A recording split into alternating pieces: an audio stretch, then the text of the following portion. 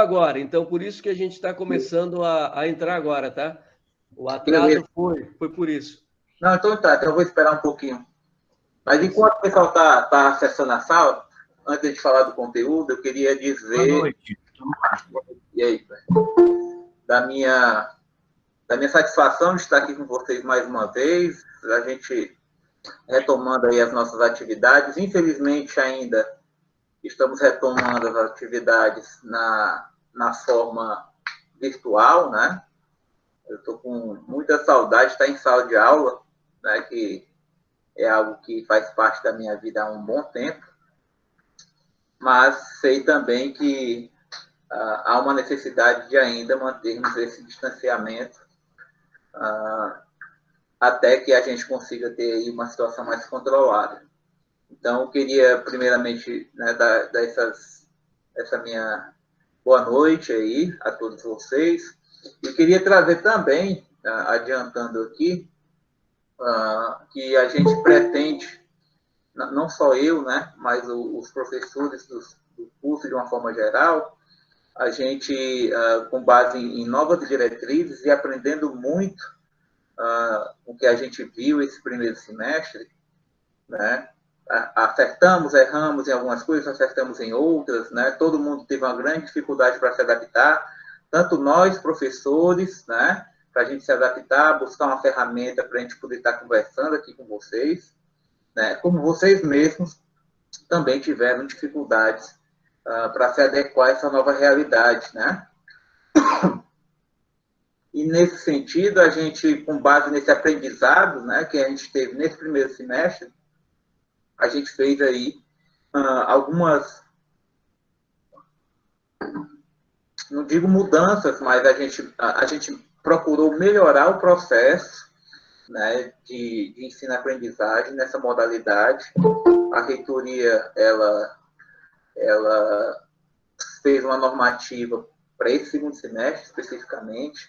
Hoje nós só temos uma única ferramenta disponível, né, era um pleito dos alunos, né? Vai ficar gravado assim, Diná. Aí eu vou disponibilizar o link lá no Google Sala de Aula, tá?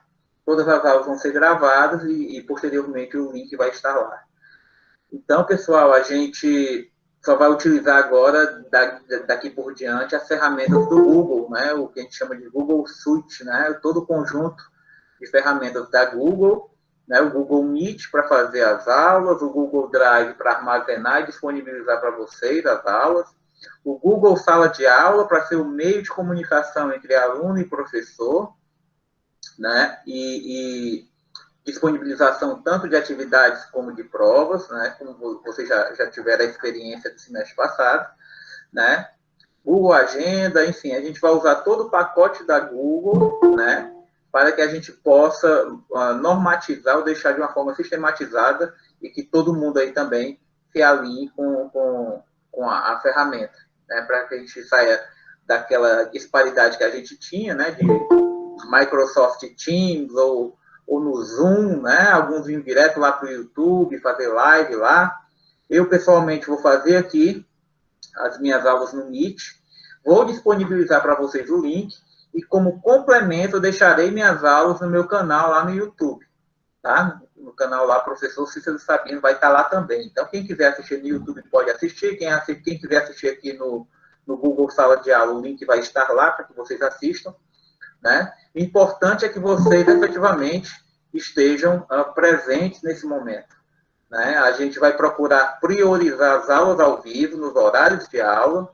Eu encaminhei os horários de aula para os representantes de turma, mandei para o Carlos, que é o atual representante da turma de vocês, e para o Renato, né?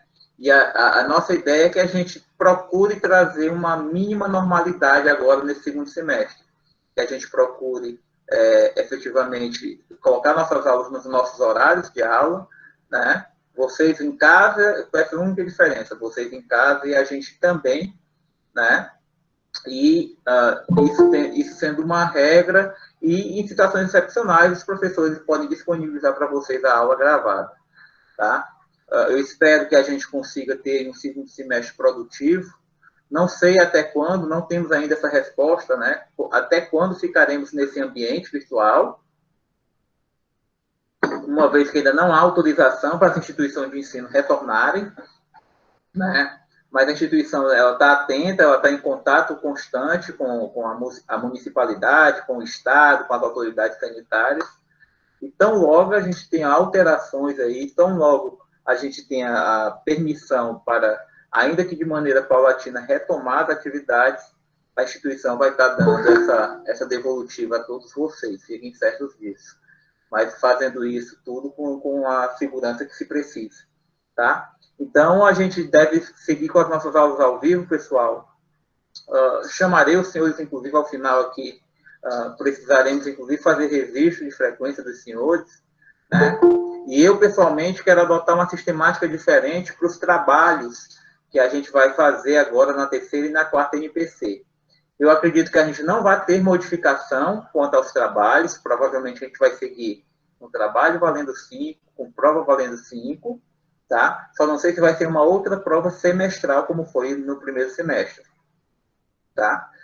Mas, quanto aos trabalhos, eu vou fazer um pouco diferente nesse segundo semestre, nessa segunda parte do ano.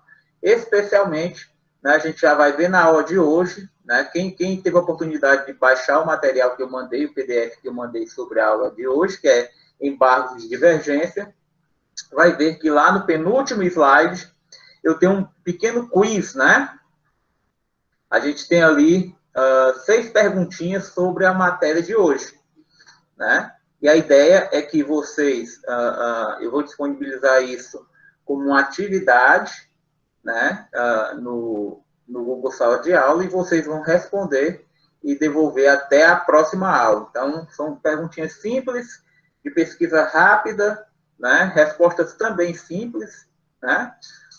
Mas vai exigir que você tenha uma lida no tema, etc. E a ideia é justamente essa, provocar, instigar vocês a fazerem essa leitura acerca do conteúdo, né? Preenche o formuláriozinho que a gente vai disponibilizar. Amanhã vai estar disponível para vocês esse formulário, talvez ainda hoje, depois da aula. E vocês vão fazendo essa alimentação. A minha ideia é que em cada uma das nossas aulas a gente tem aqui alguns questionamentos sobre o tema, para que vocês consigam aí ter uma baliza para estudar. E isso, ao final, vai ser a nossa avaliação de trabalho, tá? E a prova, a gente vai fazer o ajuste conforme o conteúdo for se desenvolvendo.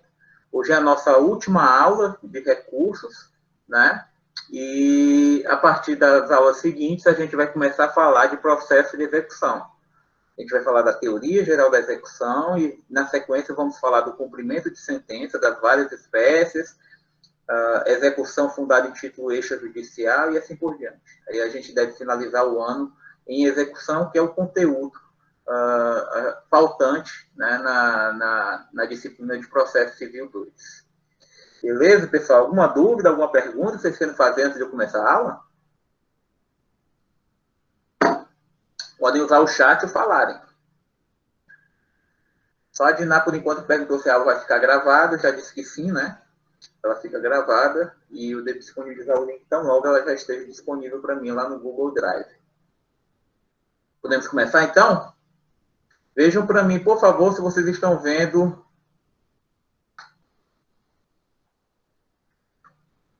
essa tela. Estão vendo uma telinha aí? Tranquilo? Tá sim, professor, está apresentando. Beleza, embargo de divergência, né? Isso. Beleza. Bom, pessoal, a nossa aula ela é relativamente tranquila, porque se a gente fosse contar artigo, basicamente eu vou falar de 2 artigos do CPC, né?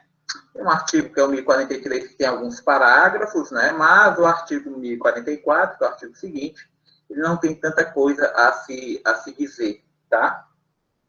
Mas o que é que eu posso falar dos embargos de divergência em recurso especial ou em recurso extraordinário? A primeira coisa dele que eu posso dizer é que não é um recurso novo no processo civil, ele já existia, salvo melhor juízo, a primeira vez em que esses embargos de divergência foram inseridos no nosso ordenamento, isso aconteceu no CPC de 39, ou seja, tem um tempinho já, né? que ele já faz parte dessa sistemática processual no Brasil, né? E a ideia dos embargos é justamente possibilitar, né, que esses tribunais superiores, vejam, eu coloquei até ali, embargo de divergência em recurso especial e em recurso extraordinário. Então, você já tem que aqui verificarem o seguinte, eu estou falando de STJ e estou falando de STF, que é só onde cabe esses embargos de divergência. Eles não vão caber em nenhum outro tribunal que não seja STJ ou STF, certo? Então, a ideia é que, por meio desses embargos de divergência, você consiga fazer com que esses dois tribunais superiores possam se debruçar contra uma eventual divergência, daí a razão do nome do recurso. Quando eles, porventura, ou em tese, estiverem divergindo sobre o julgamento de determinada matéria, temos órgãos diferentes daquele mesmo tribunal divergindo entre determinada matéria, os embargos de divergência podem ser adequados para que isso seja sanado, que essa divergência seja sanada. A ideia é garantir que esses tribunais mantenham coerência, mantenham unidade de entendimento dentro do próprio tribunal, porque é possível que, em tese, órgãos diferentes de um mesmo tribunal tenham decisões diferentes ou entendimentos diferentes. Isso é normal por conta, inclusive, do livre convencimento do magistrado. Então, eu posso ter uma determinada turma da STJ pensando de uma forma em relação a certa matéria, e uma outra turma do mesmo STJ que pensa diferente, né? Posso, então, ter, diante de uma mesma matéria, entendimentos divergentes entre si. Então, o embargo de divergência, ele está à disposição do jurisdicionado para possibilitar que você suscite essa divergência e diga, tribunal, resolva essa divergência. Qual é o entendimento adequado? É o da turma X ou o da turma Y? Essa é a finalidade dos embargos de divergência. Beleza? Alguma dúvida até aí? Tranquilo, né? Nem comecei a passar o slide ainda, né? E é só passar esse esboço, né, inicial para a gente começar. E eu trago aí como conceito e função que o embargo de divergência é um recurso voltado à uniformização de jurisprudência interna do STF e do STJ. Essa é a finalidade. Né? Não lembro agora se foi Marinoni, né? Mas um dos nossos processualistas aí de referência até fala na divergência intramuros e a divergência extramuros, quando ele faz aí uma comparação entre o recurso especial de divergência e os embargos de divergência, né? Aqui, nos embargos de divergência, nós temos aqui a necessidade de sanar uma divergência, um dissídio jurisprudencial dentro do tribunal. Então, é um dissídio intramuros. Então, o STJ e o STF, né, eles precisam manter uma coerência, né, no entendimento, no seu entendimento sobre certas matérias, até para que seja conferida uma segurança jurídica. Porque você imagina, né, se uma turma do STJ pensa de um jeito e a outra turma do STJ pensa do outro, você que é jurisdicionado, você vai torcer para que teu recurso caia na turma que tem o entendimento que você, né, que te beneficia. Né? E aí, de repente, o teu processo, o teu recurso cai na outra turma e diz, putz, tive azar. Caí numa turma que pensa diferente do que eu preciso para ser vitorioso. Aí vem os embargos de divergência e diz, não, tudo bem, então você vai poder suscitar essa divergência. E aí vai haver o julgamento desse recurso e o órgão que tem a competência recursal, ele vai justamente dizer qual é o melhor entendimento. E aí a finalidade, né, a função do embargo de divergência, como está aí no slide, é uniformizar a jurisprudência interna do STF e do STJ. É para isso que ele se presta. E já repito, já disse no início, vou repetir novamente, senhores, esse recurso só pode ser oposto no STJ e no STF. Certo? Beleza? Então, sigamos. Eu trago aí o 1043, né? E os 3 primeiros parágrafos aí, tem os incisos e tem os 3 primeiros parágrafos. E é interessante, deixa eu ver só aqui uma coisa, tá? Eu vou fazer as pontuações acerca do 1043, mas é interessante que o 1043 ele traz a hipótese de cabimento do embargo de divergência. E eu vou ler aqui a vocês. É embargável o acórdão de órgão fracionário. Então, a primeira das características é que o acórdão tem que emanar de um órgão fracionário. E a pergunta que faço aqui aos senhores é: o que é um órgão fracionário de um tribunal? Alguém poderia aí arriscar? O que é que seria?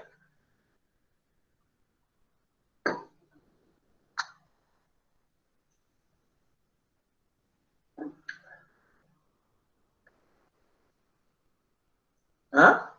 Nada? Nem no chat? O que é que seria um órgão fracionário? Hã? Eu já falei, inclusive... Diga lá, Zé Carlos. Órgão fracionário são essas... no caso do tribunal, são as câmaras, né? São compostas. No juizado especial, as turmas recursais, né? Por isso que são chamados de órgãos fracionários, para tentar acelerar o processo, não ficar dependendo de um único órgão grande, né? Moroso. Então, a ideia de fracionar seria isso. Matou a pau, Júnior. Seguinte, todo tribunal, e vocês já sabem, e eu já falei, inclusive, dando como exemplo, o nosso Tribunal de Justiça aqui do Acre, todo tribunal, ele tem um órgão colegiado que a gente chama de plenário, não é isso? Ou seja, todos os desembargadores, ou no caso do STJ, do STF, todos os ministros se reúnem, né? Todos eles têm uma competência recursal definida, né, em regulação específica, e em determinada situação, o pleno do tribunal é que detém competência para julgar certas situações, certas causas. Eu lembro que já dei exemplo aos senhores de que no nosso TJ Acre, né, cabe ao plenário do TJ julgamento de um mandado de segurança contra ato de secretário de Estado, por exemplo. Né? Não serve aqui porque a gente está falando de recurso, mas só para dizer, né, o pleno do TJ Acre é quem julga, né, todos os desembargadores do TJ, né, são os responsáveis pelo julgamento de um mandado de segurança quando a autoridade coatora é um secretário de Estado, secretário de Saúde, secretário de Educação. Né? Mas já falei também nas nossas aulas presenciais ainda, que no nosso TJ Acre nós temos 2 câmaras cíveis, né? 2. Cada uma dessas câmaras compostas por 3 desembargadores. E as 2 câmaras cíveis aqui do nosso TJ, eles possuem idêntica competência recursal. Então, senhores, toda vida que você interpõe um agravo de instrumento contra uma decisão interlocutória, interpõe um recurso de apelação contra uma sentença aqui no nosso Estado, esses recursos vão ser distribuídos para uma das 2 câmaras cíveis. Simples assim. E você não sabe para quem é que vai, porque essa distribuição ela é livre, ela é feita de maneira aleatória, né? Então você não sabe para quem que vai. Mas a ideia então, né? E aí voltando agora para o caput do 1043, né? Eu posso dizer a vocês aqui, para fechar o exemplo, que as câmaras cíveis do TJ do Acre, essas 2 câmaras cíveis, né? Elas são órgãos fracionários do TJ Acre. Por quê? Porque são compostos por parte dos desembargadores, né? Então, só temos um órgão pleno, que é o próprio plenário, que é o que a gente chama de tribunal pleno, né? É um órgão que tem a totalidade dos desembargadores, mas nós temos aí, até pela estruturação dos órgãos do Poder Judiciário, órgãos fracionários com competências definidas em regimento, né? Agora, óbvio que aqui no nosso TJ Acre fica muito fácil, né, dizer que temos 2 câmaras cíveis, só 2 câmaras, está tranquilo. Né? Por que está tranquilo? Porque só temos 12 desembargadores aqui no Estado. Agora, você imagina um tribunal como São Paulo, que tem mais de 400 desembargadores. Como é que você faz reunião? Você imagina se fosse o pleno do TJ de São Paulo que tivesse competência para julgar todo e qualquer recurso no processo civil? O processo não andava. Não consegue reunir esse tanto de gente. Então, o que é que acontece lá? Lá nós temos várias, inúmeras câmaras, né? Inclusive com especialização. Lá nós temos Câmara de Direito Privado, de Direito Público, né? Uma grande quantidade, porque lá temos uma grande quantidade de desembargadores. Então, esses órgãos fracionários de tribunais são criados para facilitar julgamento de processos naquele tribunal. Né? Ele outorga competências específicas para esses órgãos fracionários, e se a matéria for de direito privado, vai para determinado órgão. Se for de direito público, vai para outro órgão. Se for contra a fazenda pública, vai para outro órgão, ou outros, né? Eu posso ter mais de uma Câmara de Direito Público, mais de uma Câmara de Direito Privado. E aí, em tribunais maiores, nós temos também a figura das turmas, né? Já ouviram falar nas turmas, das sessões e das cortes especiais. A nossa ideia hoje aqui é falar um pouco, né, da estrutura desses dois tribunais, porque é importante que vocês tenham essa percepção, porque só cabe embargo de divergência de acórdão, não é decisão monocrática, é acórdão, de órgão fracionário. Então, os senhores têm o dever de conhecer a estrutura do STJ e do STF. E pergunto aqui aos senhores, quantos ministros nós temos no STF? Essa é fácil.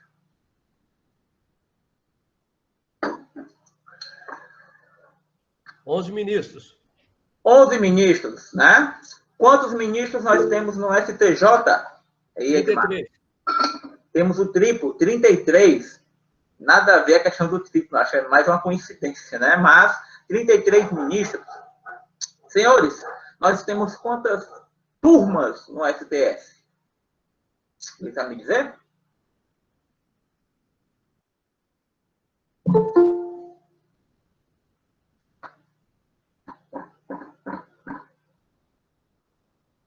O pessoal que acompanha a imprensa aí, duas, a Edmar já colocou ali, 2 turmas. Só tem 2, de 5 ministros cada uma delas. Né? O presidente fica de fora. Então, vejam, a STF tem uma estrutura bastante simples aqui para o que nos interessa. Nós temos a primeira turma e a segunda turma. Alguns chamam, né, a turma do céu e a turma do inferno. Né? Em matéria criminal, tem uma que dizem que solta demais e a outra que prende demais, né? Mantém prisões, né? Entendimentos divergentes em casos similares, segundo alguns, né? Mas, fato é que o nosso STF, ele possui apenas 2 turmas. Então, senhores, se a gente for pensar em embargos de divergência, eu vou ter, então, que a decisão recorrida, ela tem que ter vindo de órgão fracionário, ou seja, da primeira ou da segunda turma. Essa é a primeira das circunstâncias. Tá, então beleza, é embargável o acórdão que venha de órgão fracionário, né? Não, cara, tá com defeito de novo, Zé Carlos. Tá com aquele mesmo defeito do início. Tá? Não sou eu que não estou abrindo, não. Certo? Tá com aquela mesma coisa. Não sei o que é que você fez da outra vez que você conseguiu plugar aí. Mas vamos lá. Tá, então... Não, ainda não. Ainda não, Zé Carlos. Então, senhores...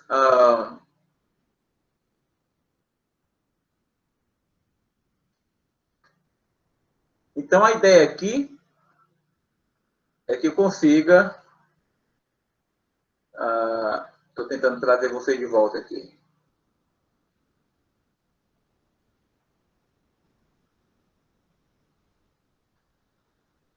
Pronto.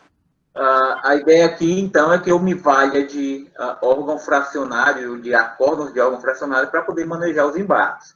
Agora, quais são as circunstâncias? Bom, o inciso 1, ele diz o seguinte, que é embargável, né, o acórdão de um órgão fracionário que, em recurso extraordinário ou em recurso especial, qualquer um dos dois, divergir do julgamento de qualquer outro órgão do mesmo tribunal, sendo os acórdãos embargado e paradigma de mérito. Certo? Então, fica muito fácil entender que, se um órgão fracionário divergir de qualquer outro órgão do mesmo tribunal, em sede de recurso extraordinário e recurso ou recurso especial, caberá embargo de divergência para sanar, desde que tanto o acórdão, e aí o legislador deu nomes a esses dois acórdãos. Então, nós vamos ter o acórdão, que é o do nosso processo, aquele do qual a gente vai recorrer, né, que foi aquele que me foi desfavorável, que para o legislador é o acórdão embargado. E vamos ter um segundo acórdão, que é o acórdão divergente. É aquele acórdão do outro órgão do mesmo tribunal que diverge do acórdão embargado, que é o chamado acórdão paradigma.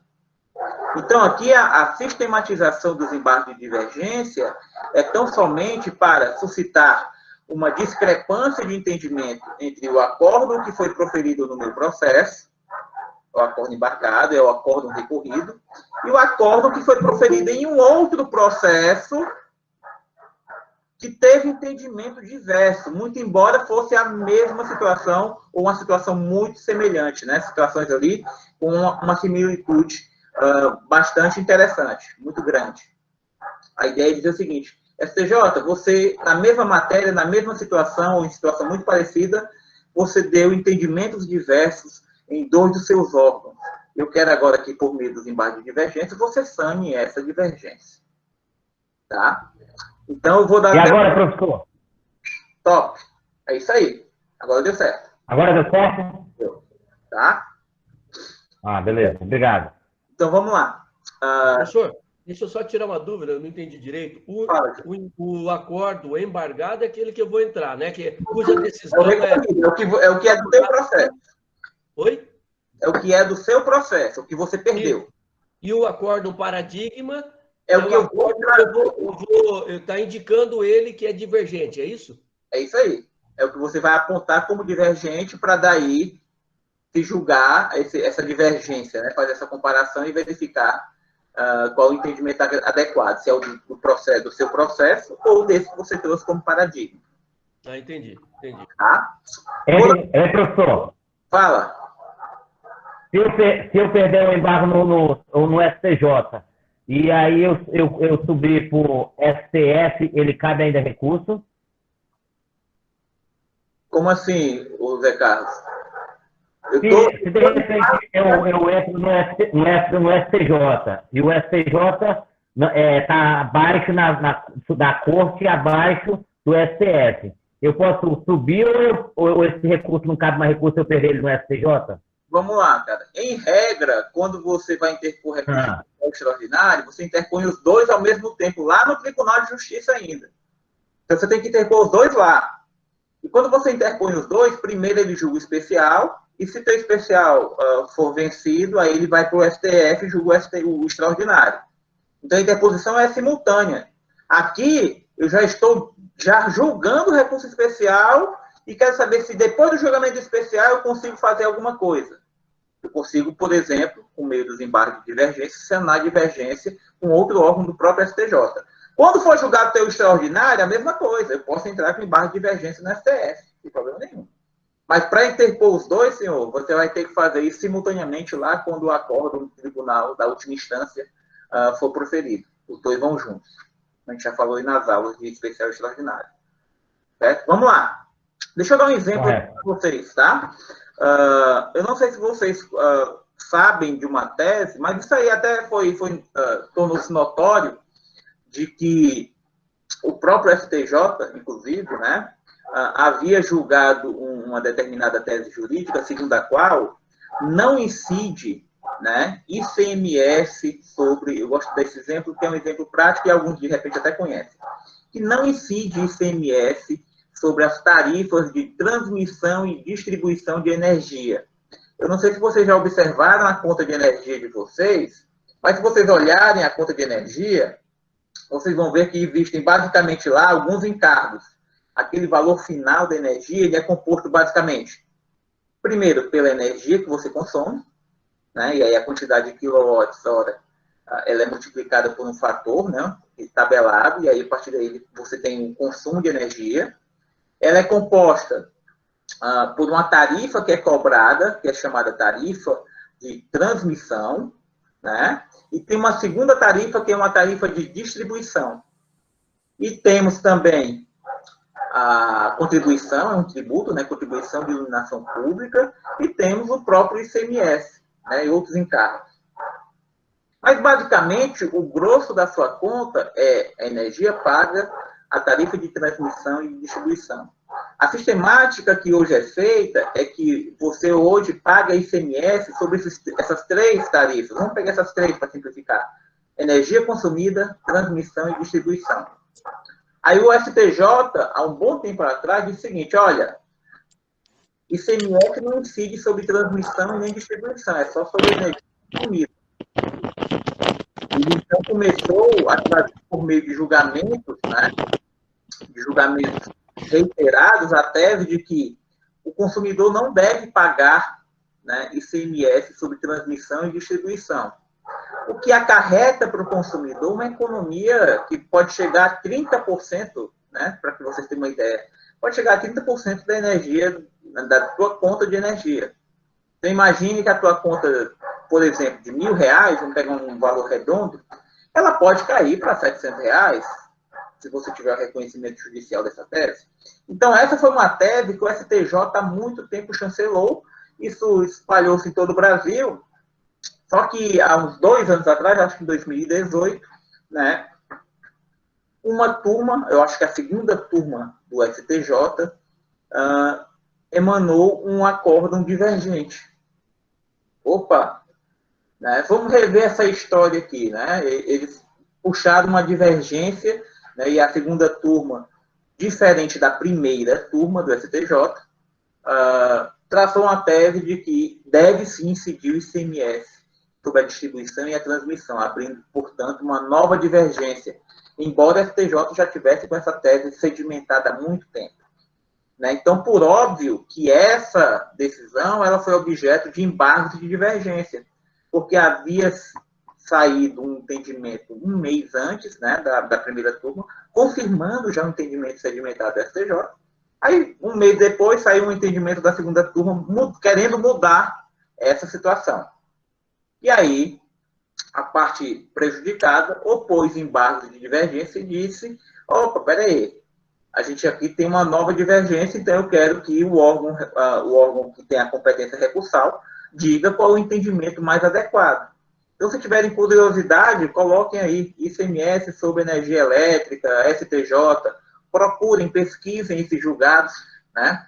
Então, vejam que nessa situação, havendo uma divergência entre primeira e segunda turma, né, eu tenho, então, os embargos de divergência para que essa divergência seja sanada e diga qual dos entendimentos deve prevalecer. É o entendimento da primeira ou é o entendimento da segunda turma? Tá? Então, essa é a ideia. Certo? Então, toda vida que eu tiver um recurso extraordinário, um especial, em que haja divergência dentro do mesmo tribunal, né, no que diz respeito ao mérito do recurso, vai caber os embargos de divergência. Tá? Certo? O parágrafo 1º deixa claro que as teses que vão ser confrontadas podem ser tanto de recursos contidos em julgamento de recursos, como de ação de competência originária. E só para lembrar vocês, aquela ação de competência originária é aquela ação em que já começa no tribunal, não é isso? Então, eu vou poder confrontar aí tese jurídica que contenha, né, primeiro, o meu recurso tem que ser um recurso especial ou extraordinário. Mas eu posso confrontar com uma tese, né, que foi decidida numa ação de competência originária, quando o processo já começou no STF ou no STJ. Certo? Também é possível que eu discuta divergência na aplicação do direito material. Um exemplo de norma de direito material, senhores, o Código Civil, que é o que nos regula aqui o principal, né? As relações de processo civil, em linhas gerais, são reguladas, né, o direito material pelo Código Civil, que é a lei máxima, né, a lei principal, né, a principal das normas de direito privado e direito civil. Né?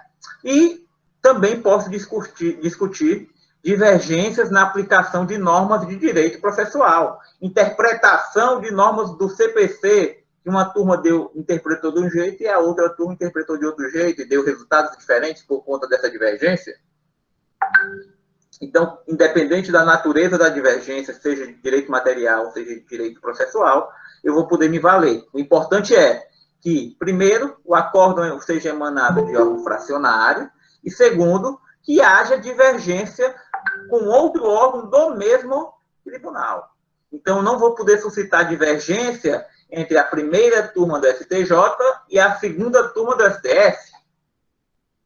Até porque os dois tribunais têm funções diferentes, né? O STJ, a guarda de lei federal, né? Interpretação da legislação federal, e o STF, a guarda da Constituição. Então, a divergência ela tem que ser interna, né? Por isso que a gente fala de divergência intramuros, né? Dentro dos muros, né? Certo? Mas também tem uma peculiaridade interessante, pessoal, que eu posso opor embargos de divergência contra um outro, ou utilizando como paradigma, um acórdão do mesmo órgão fracionário. Vocês imaginam isso? Como é que a mesma turma do tribunal pensa diferente? Há um tempo atrás pensava de um jeito e hoje pensa diferente. Pode acontecer? Lógico que pode. Superação de entendimento jurisprudencial é possível, só que nesse caso aqui, o parágrafo 3º diz aí, ou traz aqui um requisito. Eu só posso suscitar divergência com o julgamento do mesmo órgão fracionário se, nesse intervalo, nesses dois julgamentos, mais da metade de seus membros tiver sido mudada. Então, você imagina, por exemplo, né, que há 6 anos atrás, a primeira turma do STJ tinha uma determinada composição. E, há 6 anos atrás, aquela turma do STJ pensava de uma forma sobre determinada tese jurídica. Passados 6 anos, né, há 5 membros da turma do STJ, dos 5 membros, 3 membros foram mudados. Houve uma mudança na composição do tribunal, 3 membros daquele tempo de 6 anos atrás saíram e 3 novos membros entraram. E por conta dessa mudança, atualmente, a mesma turma da STJ passou a entender diferente por conta da mudança de composição. As pessoas que entraram trouxeram novas ideias e, por isso, né, essa turma mudou o entendimento sobre aquela matéria. Então, nesse caso, é possível que você suscite a divergência entre o acórdão atual do seu processo, o embargado, e o acórdão paradigma da mesma turma, que tinha uma outra composição há 6 anos atrás. A ideia, então, aqui é o seguinte: primeira turma, qual é o entendimento que vai prevalecer aqui agora? É o seu entendimento atual ou o entendimento quando a turma tinha uma outra composição de membros?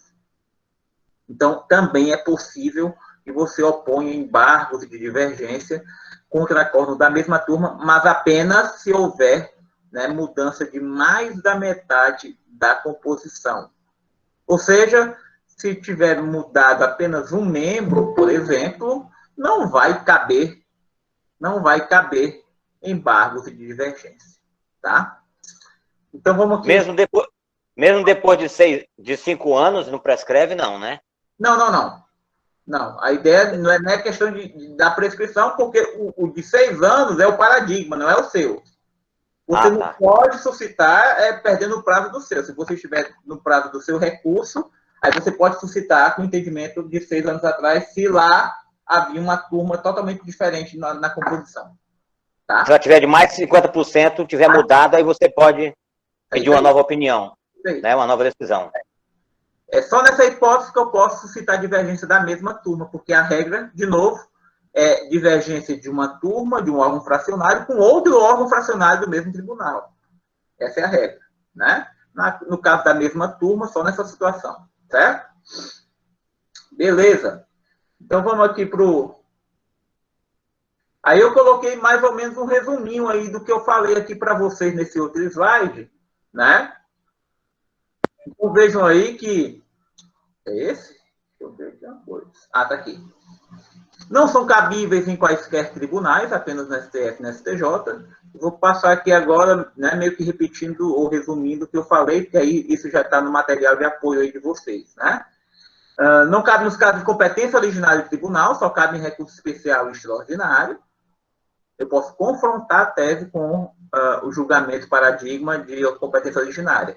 Mas se a ação é de competência originária, eu não posso recorrer com embargo de divergência. Eu tenho que estar diante de um recurso especial ou no recurso extraordinário. Tá? Cabem contra a decisão de turma, não cabendo, portanto, contra a decisão monocrática. Só para lembrar, né? A decisão do ministro aqui, que é a decisão monocrática, né, dela não vai caber embargo de divergência. Só da decisão da turma, tem que ser do órgão, tá? Aí tem que ter um acórdão, né? De forma bem expressa, porque vocês sabem que a decisão do relator é a chamada decisão monocrática. E aí não cabe embargo de divergência, tá? E aí, basicamente, esse é o resuminho, né? A decisão colegiada, decisão proferida por órgão fracionário, né? E aí, só para voltar, né? STF tem quantas turmas, pessoal? 2, não é isso? Primeira e segunda turma, mas eu não falei do STJ. E a gente vai ver que eu estou deixando aí ao final, né, um quiz, né, e no quiz vocês vão me dizer, né, como é que é a estrutura do STJ, que é maior. Já adianto a vocês, né? O STJ ele tem mais órgãos fracionários que o STF, até pela quantidade de ministros que tem lá, que é o triplo, né, 33. Certo?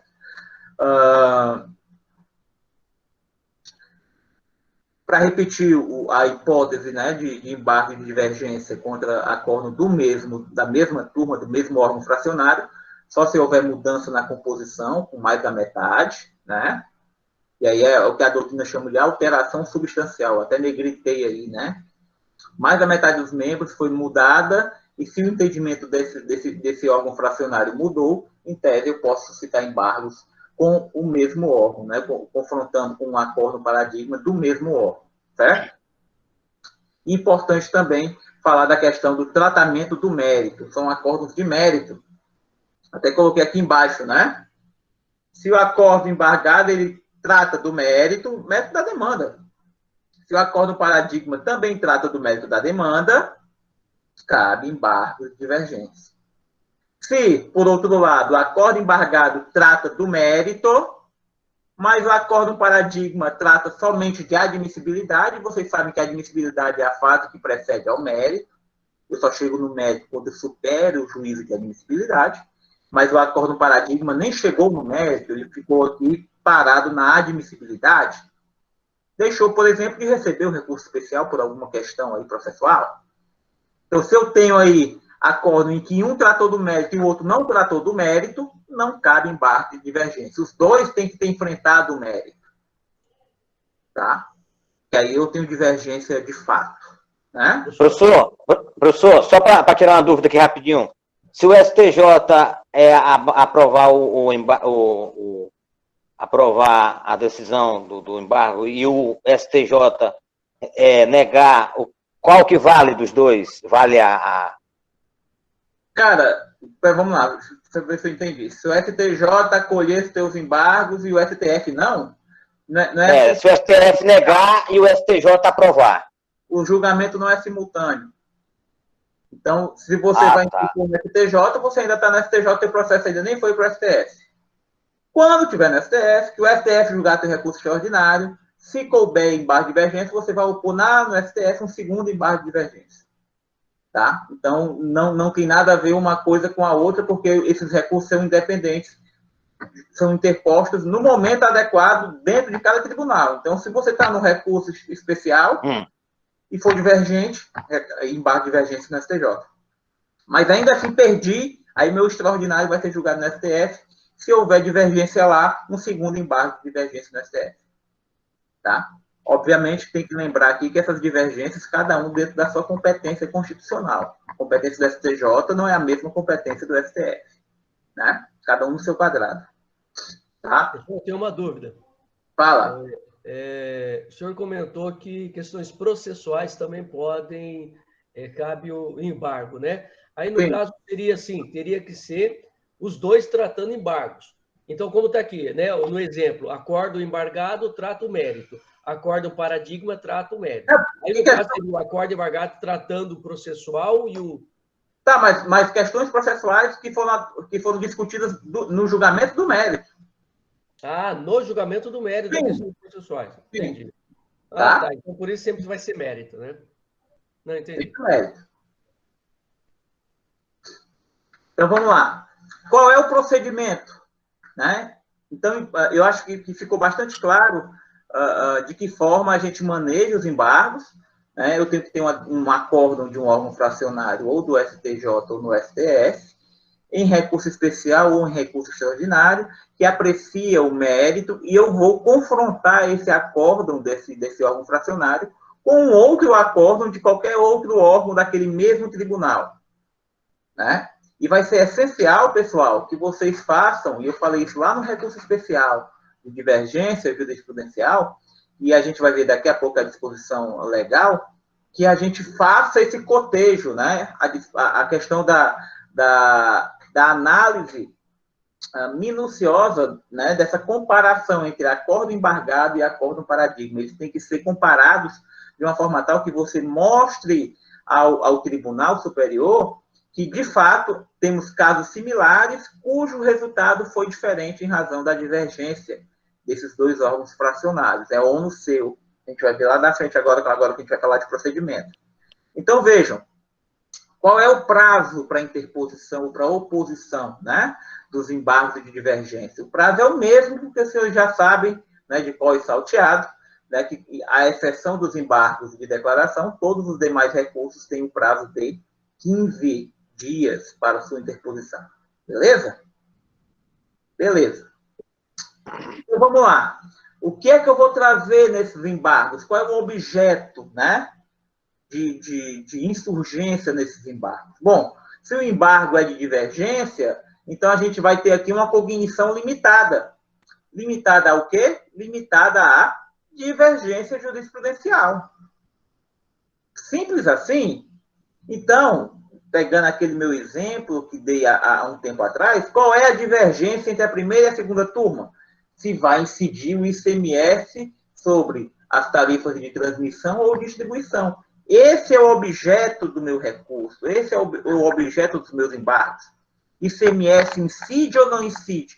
Quaisquer outras questões processuais, né, ou materiais, que não sejam objeto da divergência, né, não vão ser alcançados por esses embargos.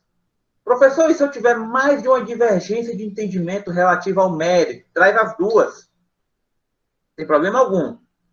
Mas eu tenho que ter divergência no acordo embargado, registrado, óbvio, né, apreciado pelo órgão que julgou o acordo embargado, e eu tenho que ter o mesmo julgamento lá no acórdão paradigma, senão não faz sentido. Como é que eu vou comparar dois acórdãos diferentes se um deles não julgou aquela matéria? É essencial que os dois tenham julgado, decidido aquela matéria de mérito, e os dois tenham dado resultados diferentes. Então, não basta só abrir a boca ou escrever, né, já que o recurso ele é escrito, não basta só você escrever que o acórdão recorrido, o acórdão embargado, está divergente do acórdão X. Aí pega lá o número do recurso especial.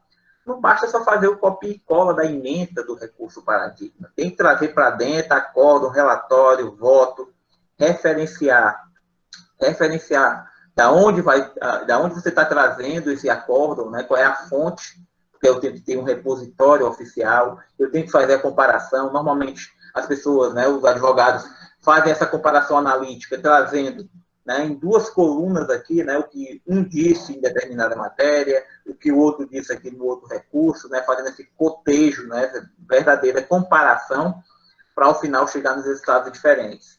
Então, aqui, cabe a você, embargante, comprovar que existe um outro acórdão do mesmo tribunal que adotou um entendimento contrário ao acórdão recorrido.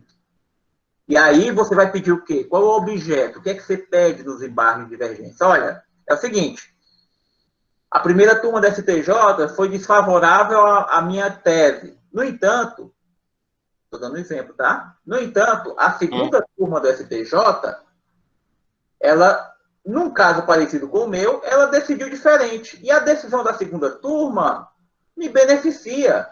Então, diante dessa divergência, eu quero que meu embargo seja julgado e diga qual é o melhor dos entendimentos, porque eu entendo que o melhor entendimento é o da segunda turma, é o acórdão paradigma. E eu quero que seja aplicado o entendimento do acórdão paradigma, no meu caso, é esse o pedido que você vai fazer. Você vai pedir a reforma ou até mesmo a anulação do acórdão, pedindo que se aplique o entendimento do acórdão paradigma, aquele que você trouxe como divergente. Então, é ônus seu comprovar que existe essa divergência. E você vai ter que fazer isso no bojo do recurso. Por isso que eu disse lá no início que é muito parecido com o recurso especial lá da linha C, do inciso 3. Em que, lá no recurso especial, eu tenho que comprovar que há uma divergência jurisprudencial entre tribunais diferentes. Então, lá no recurso especial, eu tenho uma divergência extramuros. E aí, quando eu dei a aula de recurso especial, eu até mencionei, né, eu posso ter uma divergência entre o Tribunal de Justiça do Acre e o Tribunal de Justiça de Rondônia. E aí, lá no recurso especial, eu vou pedir o quê? Olha, eu quero que o senhor dê aplicação aqui, STJ, ao entendimento lá de Rondônia para o meu caso, que é o que me serve. Aqui, nos embargos de divergência, eu estou solicitando divergência dentro do tribunal, entre órgãos do mesmo tribunal. E aí eu vou ter que trazer um acórdão que me beneficie, cujo entendimento seja diferente do entendimento que foi dado no meu caso, e peço, ao final do recurso, que seja dado ao meu caso o entendimento do acórdão paradigma. É isso que eu vou fazer. Né? Buscar a melhor solução do acordo que o senhor tem interesse, né? É isso aí. Trazer um acórdão que me ajuda, né? Ajuda ao meu processo, me ajuda a ser vencedor no processo. É isso aí, né? Certo? Beleza. Aí, parágrafo 4º do 1043, né? E justamente esse ônus da gente fazer essa comprovação, e aí vem justamente do parágrafo 4º, porque no parágrafo 4º diz que a gente tem que juntar certidão comprobatória da fonte de publicação, da citação ou da cópia do repositório oficial. Eu tenho que trazer esse acórdão paradigma do repositório oficial, considerado pelo STJ. Então, você tem que ir lá no STJ e ver quais são os repositórios de jurisprudência que ele recebe, que ele considera como sendo oficial. Que pode ser o próprio diário de justiça, né? Ou alguns repositórios aí que são credenciados. Vamos lá, RT é um repositório credenciado, Magister, né? Essas editoras jurídicas em geral, elas têm repositório de jurisprudência credenciado. Então, você tem que saber de onde é que você vai tirar. Então, de novo, não basta copiar e colar. Você tem que dizer ou trazer no teu embargo de divergência o acórdão na sua inteireza, certidão, etc. E tem que trazer a fonte, de onde você está tirando. Eu tirei de uma consulta que eu fiz na internet aí, sei lá, num site qualquer. Se não houver aí essa confiabilidade, muito provavelmente os seus embargos não serão conhecidos, porque é essencial, faz parte da admissibilidade do recurso, que a tua divergência ela seja fundada em um acórdão que foi trazido para o processo, tirado de uma fonte considerada como fonte oficial, tá? É essencial que isso aconteça, tá?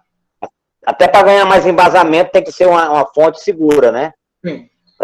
Para que ela possa... E a ideia é justamente essa. Se você não consegue mostrar a origem da tua pesquisa, né, como é que o tribunal vai saber se aquilo de fato é confiável, né? Até com o advento da internet, você até consegue tirar de sites oficiais do próprio STJ. Aí você vai lá e referencia, né? Você diz que esse acórdão foi extraído, aí bota o link diretamente do site do STJ, ou diretamente do site, né, do STF, se for o caso. Bota o link onde consta o acórdão com o relatório e o voto. Aí você está dando confiabilidade que eu tirei do próprio tribunal o acórdão. Essa é a ideia, é que você faça isso, né? E mais do que fazer isso, além de comprovar a origem da tua pesquisa do acórdão divergente, cabe a mim, no bojo do meu recurso, né, trazendo o conteúdo do meu recurso, as disposições referentes o que é que está, né, o que é que está divergindo de um e outro. Aí eu tenho que fazer essa comparação analítica do acórdão embargado com o acórdão paradigma, tá? Eu trago aqui também as disposições do regimento interno, porque o CPC faz referência que as disposições do regimento do STF e do STJ também se aplicam, né? E no âmbito do STF, nós temos aí do 330 ao 336 do regimento as disposições, né? Basicamente, quando você apresenta os embargos, né? Eles vão ser juntados, não há efeito suspensivo automático, né? Vejam, se vocês lembrarem, a gente falou aqui que recurso especial e extraordinário já não tem efeito suspensivo automático. A regra é não ter suspensivo. Eu estou aqui, pessoal, no embargo de divergência em recurso especial ou no embargo de divergência em recurso extraordinário. Ora, se no recurso especial e no extraordinário já não há efeito suspensivo, que dirá nos embargos de divergência no recurso especial. Aí é que não tem mesmo. Mas nada impede, né? E eu coloquei aí no slide os artigos 995, parágrafo único, e o 299, parágrafo único, mas nada impede, né, que probabilidade do provimento do recurso comprovada, junto com a possibilidade de um risco grave, né, irreparável, de difícil reparação, que o ministro, né, ao receber os seus embargos de divergência, conceda efeito suspensivo. Pode haver, né? E eu já disse isso inúmeras vezes aos senhores, né? Toda vida que eu estiver diante de uma situação em que não há efeito suspensivo, né? O que é que a parte recorrente tem que fazer? Pedir. Aí você vai ter que pedir expressamente e comprovar no teu recurso, no teu pedido de efeito suspensivo, que há um risco de difícil ou de um dano grave ou de difícil reparação, e que a minha tese, né, ela tem uma grande chance de ser acolhida. Há uma probabilidade de provimento do meu recurso. Então, ministro, concede efeito suspensivo aí do acórdão, porque eu tenho chance de ganhar esses embargos, e se o senhor não conceder efeito suspensivo, eu posso sofrer um prejuízo muito grande. Se esse acórdão, por exemplo, for cumprido, for executado provisoriamente, lá no primeiro grau. Então, a ideia é que você faça esse pedido, não há, então, efeito suspensivo, né? Vai para o relator, que vai admitir ou não, e aí os requisitos basicamente são aqueles genéricos, que você já conhece, de admissibilidade, tempestividade, regularidade formal, né? Tem preparo, né? Há recolhimento de preparo, que deve ser feito ou comprovado junto com a interposição do recurso. E aí, a partir daí, a parte contrária será intimada a apresentar as contrarrazões. Qual é o prazo que a parte contrária vai ter? A partir da intimação, ela vai ter 15 dias também para apresentar as contrarrazões. Então, a instrução basicamente é, uma vez que foi publicado o recurso especial ou o extraordinário, dependendo de onde você esteja, você vai ter 15 dias para opor os embargos de divergência, né? Recebidos esses embargos, o relator vai chamar a parte contrária e conceder prazo para as contrarrazões, que também é de 15 dias. Uma vez que as contrarrazões, ou que o prazo das contrarrazões transcorreu com ou sem apresentação das contrarrazões, aí o relator vai verificar se é o caso de julgar monocraticamente. Aí eu faço remissão, senhores, ao artigo 932, tão falado já desde a apelação que eu falo desse artigo, porque ele se aplica basicamente a todos os recursos. Então, o ministro aqui, ele vai poder aplicar o 932, incisos 3, 4 ou 5. Aí vocês vão lembrar lá, né? Ele pode negar segmento, ele pode negar provimento, ele pode conceder provimento. São as 3 hipóteses, né? Isso sozinho, monocraticamente. E se ele faz monocraticamente, senhores, qual é o recurso cabível?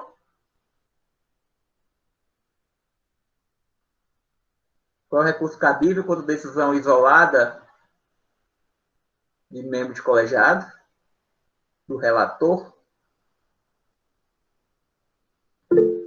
Agravo interno. Está perguntando ou está respondendo, Lucas? Agravo interno. Né? É isso aí, acertou. Então, o ministro aqui, ele pode negar seguimento ao seu recurso por entender, por exemplo, que ele é intempestivo. Qual é o recurso cabível? Agravo interno. E aí, vejam só o nome do recurso, senhores. Agravo interno em embargos de divergência, em recurso especial, em recurso de apelação. Bonito, né? O nome. Ele vai fazendo aí o encadeamento de todos os recursos, desde o tribunal inferior até chegar no último recurso, né? Não sei se já tiveram a experiência de assistir às sessões do STF, é muito interessante porque tem nomes longuíssimos, né? Embargo de declaração, em recurso extraordinário, em recurso de apelação e assim por diante. Tá? Então, nesse caso, né, se o relator julgar monocraticamente com base no 932, incisos 3 a 5, da decisão dele caberá agravo interno, ele é o relator. Né? Certo? E aí esse agravo interno vai ser instruído, né? A instrução, 15 dias das contrarrazões, aí o órgão colegiado vai julgar o agravo interno. Se não for o caso de julgar sozinho, aí ele faz o quê? Relatório, voto e submete ao órgão colegiado. No STJ, no regimento interno do STJ, os artigos são os 266 e o 267. Basicamente, a instrução é a mesma, né? 15 dias para a oposição dos embargos, 15 dias para as contrarrazões, possibilidade de julgamento monocrático, aí no caso do 932, e agora eu deixei expresso aqui na parte final, né? 932, incisos 3, 4 e 5, podem ser aplicados aqui, né? Se ele julgar sozinho, senhores, agravo interno. Se ele verificar que não é o caso de julgar só, aí ele vai fazer o quê? Relatório, voto e coloca em sessão. Certo?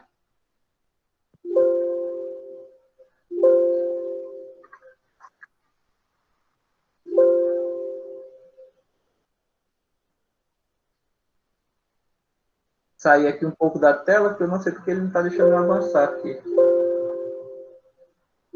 Só um pouquinho, pessoal.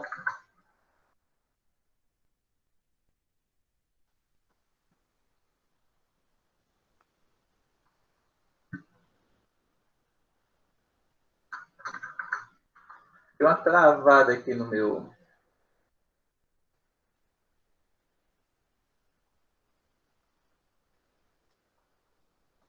Pronto, voltou.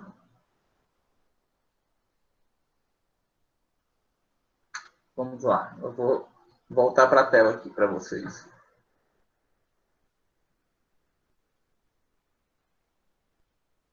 Voltou aí a tela, pessoal?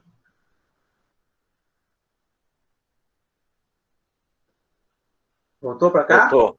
Beleza. Voltou. Está travada aqui no Adobe, mas estamos no ar de novo. Certo? Então, senhores, essa é a instrução, segundo os regimentos internos do STF e do STJ, que basicamente meio que se reproduzem. Né? Então, a gente tem que lembrar justamente essa sistemática de, primeiro, oposição dos embargos nos 15 dias após a publicação do acórdão, né? Que tem que fazer toda aquela preparação para comprovar a divergência. O relator recebe isso de linhas gerais e intima a parte contrária para as contrarrazões, né? Há recolhimento de preparo, não há efeito suspensivo em regra, o efeito devolutivo ele é mitigado, né? Porque ele é limitado apenas ao objeto da divergência. Naquilo que os dois acórdãos concordam, óbvio que não cabe embargo de divergência, né? Não é embargo de convergência, mas é de divergência. Então, a cognição ela acaba sendo limitada ao objeto da divergência, certo? E, não havendo possibilidade de julgamento monocrático, ele vai preparar relatório, voto e pedir pauta de julgamento. É assim que vai funcionar. E um efeito interessante aqui é o do 1044, parágrafo 1º, que a interposição de embargo de divergência, ele interrompe, lembra do efeito interruptivo lá dos embargos de declaração? Aqui também tem, que ele interrompe, né, o prazo de interposição de recurso extraordinário. Então, se você, por exemplo, está aqui no recurso especial, está opondo embargos de divergência no STJ, né, a oposição desses embargos, ele suspende o prazo de um recurso extraordinário por qualquer das partes. Né? Eu não sei se eu deixei essa... Deixa eu ver só uma coisa aqui. Não deixei, mas eu vou deixar depois lá, junto com o quiz, como eu falei para vocês no início da aula, eu vou deixar uma perguntinha, inclusive, sobre isso. Né? Quando que cabe recurso extraordinário contra acórdão proferido em recurso especial? Uma questão bem interessante, eu vou deixar também vocês a pesquisa. Tá? Então, aqui o 1044, parágrafo 1º, ele traz um efeito, que é interromper, né, um efeito interruptivo, é o efeito de interromper o prazo para o recurso extraordinário. Porque vejam, eu já estou no STJ, pessoal, já estou quase no fim da linha. Daqui eu só posso ir para o STF. Né? Então, não faz sentido ele interromper o prazo de outro recurso que não seja extraordinário. Né? Beleza? E aí, eu trago aqui aos senhores, para fechar, né, essa volta, né, acerca dos embargos, 4 súmulas do STJ, né, a 168, a 315, a 316 e a 420, que são súmulas que estão intimamente ligadas aos embargos de divergência. E eu vou fazer aqui uma referência específica à súmula 420, que eu acho bastante interessante, né, que não configura divergência, né, e você pode até pensar no primeiro instante que é divergente. Então, vocês imaginem que 2 turmas do STJ, em determinada situação jurídica, né, idêntica entre elas, entenderam que, no caso A, o ideal era que os danos morais fossem fixados em R$10 mil. E uma outra turma, no caso B, que era muito parecido, similar ao caso A, entendeu que os danos morais deveriam ser de R$20 mil. E aí a minha pergunta é a seguinte, senhores: vocês acreditam que essas 2 turmas, em razão de terem fixado valores diferentes para o dano moral, elas divergiram entre si quanto ao mérito? É divergente o mérito quando 2 órgãos do STJ, diante de casos similares, fixam valores diferentes para o dano moral?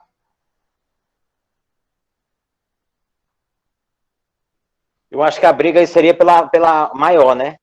Pelo valor maior. Não. Ou não? E é justamente o que a súmula coloca. Brenda, eu já retomo aqui, tá? Agora que eu vi o seu pedido aqui. Vejam, a súmula 420, ele diz que é incabível em recurso de embargo de divergência discutir o valor da indenização. Porque o mérito da questão, senhores, não é o valor. O mérito da questão é se, diante daquela situação, cabe ou não cabe danos morais. Esse é o mérito.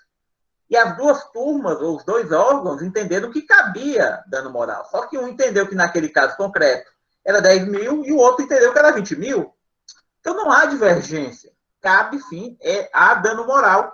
E o próprio STJ, em razão de reiterados recursos interpostos nesse sentido, né, fez aí basicamente o que o Zé Carlos acabou de falar. Eu vou brigar para ganhar os 20 mil. Então, olha, é o seguinte: a primeira turma aqui, que foi o meu recurso que deu 10 mil, divergiu da segunda turma. E lá, no mesmo caso, eles deram 20. Eu quero, então, que seja aplicado lá a tese lá. E o STJ negativo. Não há divergência, porque os 2 entenderam que há dano moral. Divergente seria se uma turma tivesse dado dano moral e a outra entendendo que, na mesma situação, não cabe dano moral. Aí eu teria uma divergência.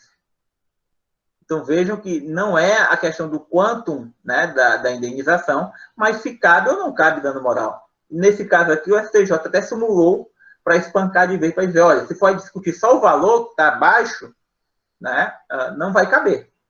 Basicamente é isso, tá? E, Brenda, qual a última parte você quer que eu... Desculpa, eu não tinha visto a tua mensagem. Qual parte referente a que você quer que eu retome aqui, que te retome sem problema nenhum? Tá? A gente tem tempo ainda, inclusive.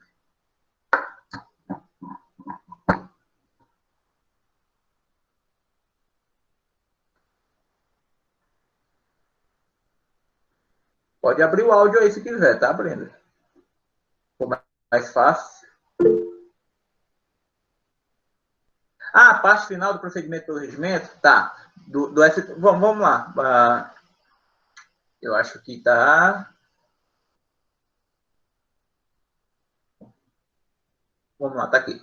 A parte final em relação ao regimento. Então, o regimento, basicamente, ele só melhora ou só torna mais explícito o que já está no CPC, que ainda que de forma mais genérica ou mais contida. Né? O regimento basicamente é o seguinte, que se você vai opor os embargos, seja no STJ ou no STF, os 2 regimentos falam mais ou menos a mesma coisa, isso vai ser distribuído para um relator, né? O relator, ele vai fazer a instrução desse recurso, né? Ele pode, por exemplo, né, fazer a instrução, ele vai intimar a parte contrária, mas ele também vai fazer a admissibilidade dos embargos. Então, ele pode rejeitar os embargos. Se houver contrariedade com as súmulas do STF, do STJ, naquela linha do 932, incisos 3, 4 e 5, ele pode julgar monocraticamente. E toda vida que ele julgar monocraticamente, julgar sozinho, eu posso interpor agravo interno contra essa decisão monocrática. Agora, se ele verificar que não é o caso de aplicar o artigo 932, incisos 3, 4 e 5, ele vai fazer o relatório, o voto e vai submeter ao órgão colegiado. Beleza? Basicamente é o que os dois regimentos trazem, tanto do STF quanto do STJ. Vai haver uma instrução e após uma instrução, ele vai lá e depois da instrução faz a admissibilidade, julga sozinho. Se não for julgar sozinho, ele vai julgar pelo órgão colegiado. Beleza? Acho que basicamente é isso. E eu trago aqui, senhores, agora, essa é a primeira das nossas aulas desse semestre, e a primeira das nossas aulas que a gente faz isso. Por nada, Brenda. É a primeira das nossas aulas que a gente faz isso.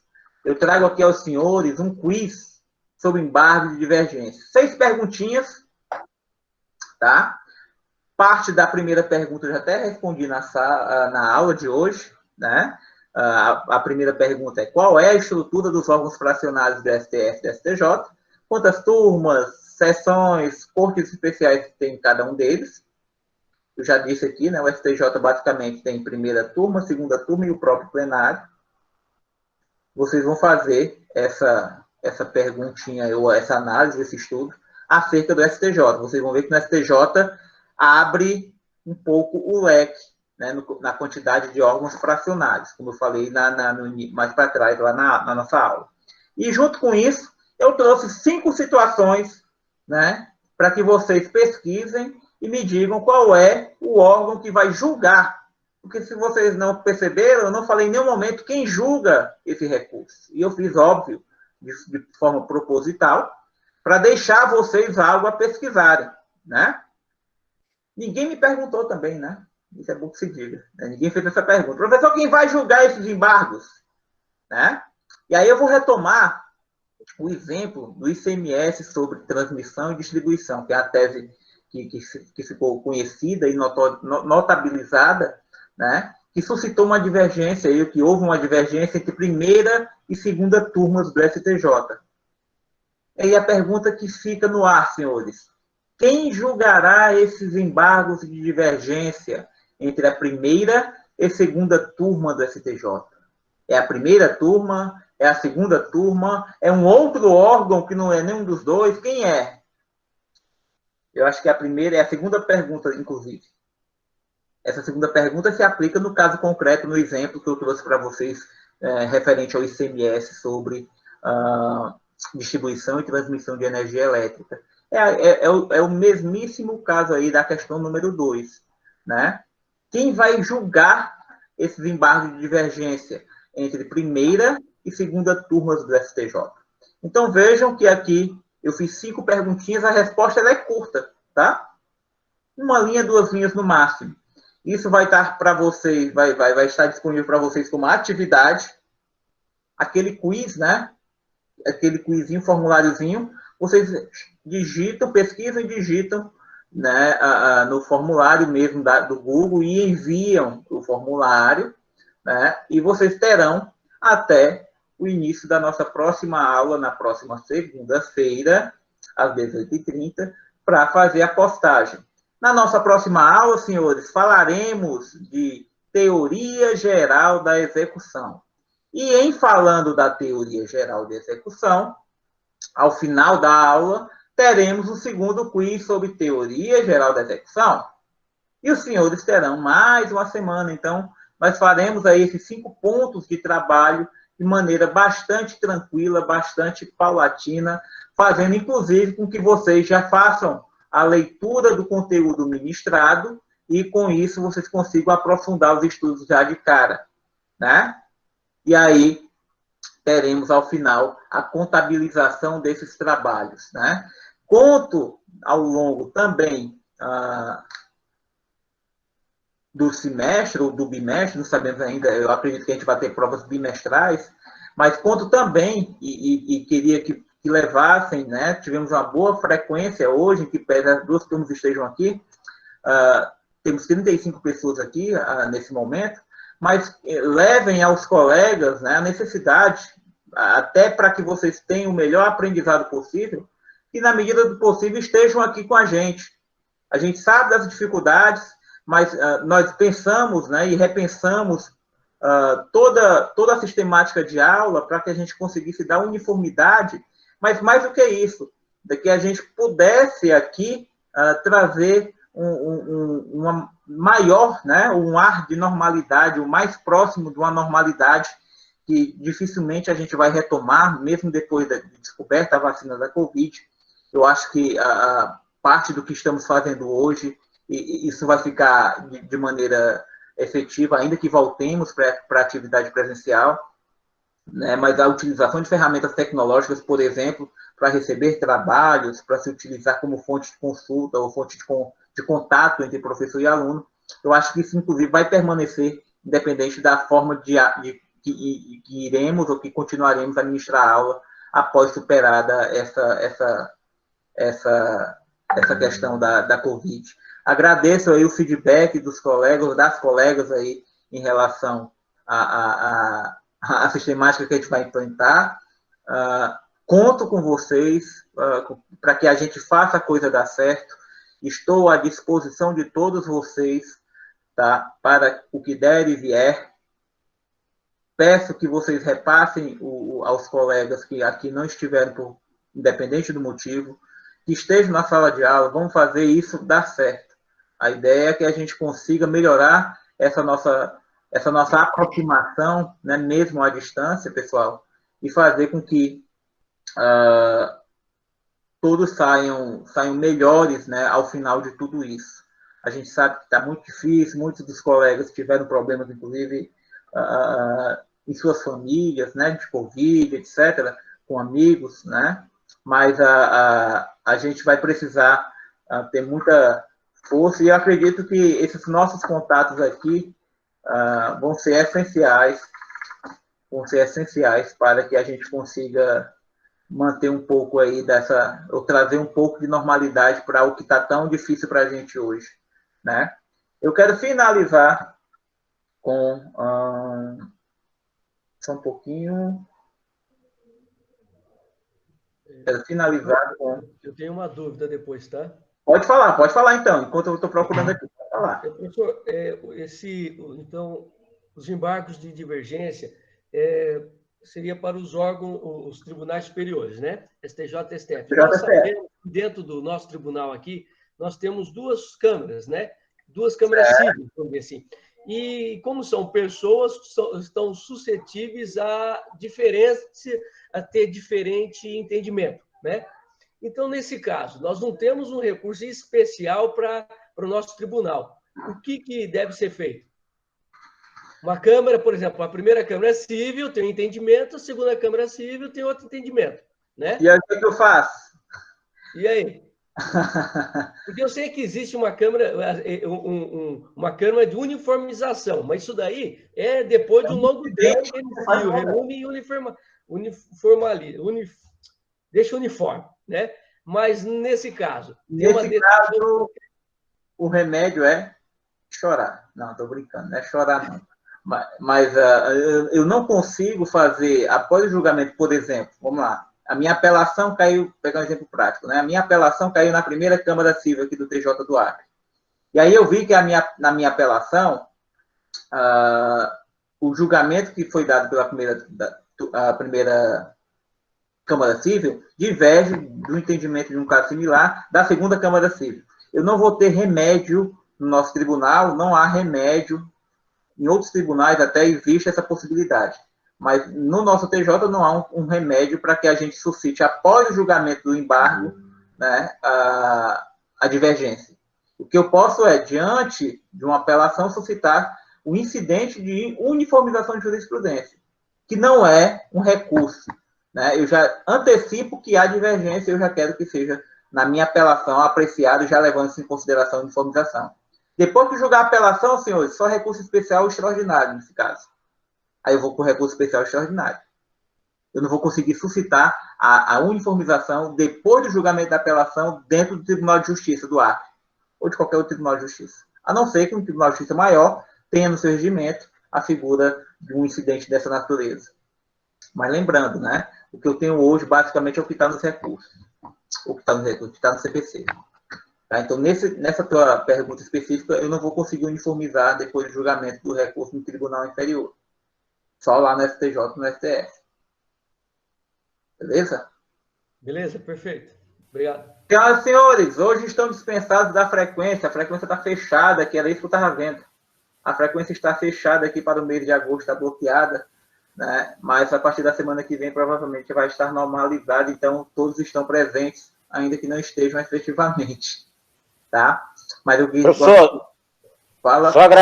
só agradecer aí se eu tiver atrapalhado muito perguntar, porque eu também estava muito distante faz tempo, mas explorar o senhor bastante, porque Vossa Excelência, como é um grande jurista, e aí passei o dia todo hoje aprontando aqui meus equipamentos para não ter essa aula aqui, e eu estou assim, pasmo e achando muito legal. Bem bacana mesmo a aula, e se eu tiver, às vezes, ter saído do contexto, alguma coisa, releve aí, tá bom? Não, meu amigo. Mas sempre é um prazer ter a aula da Vossa Excelência, que o senhor é na magnitude do homem, como o senhor que conhece direito, não dá nem para... Como diria Mário Quintana, sem palavras. Não, obrigado, Zé Carlos. Fique tranquilo, né? Interrompa a aula sempre que você achar, e todos vocês fiquem à vontade.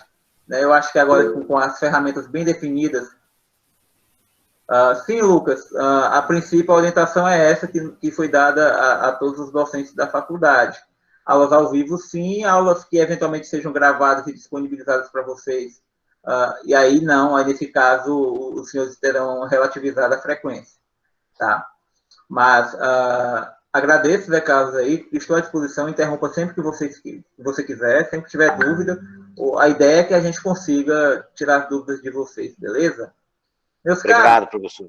um grande abraço a todos, fiquem bem, fiquem com Deus, e estamos à disposição de vocês, e até segunda-feira. Vou postar, tão logo a aula já esteja disponível, vou postar o link da aula, e vou postar o quiz com as perguntas para que vocês já possam aí iniciar os estudos de vocês. Então, pessoal, um grande abraço, fiquem com Deus.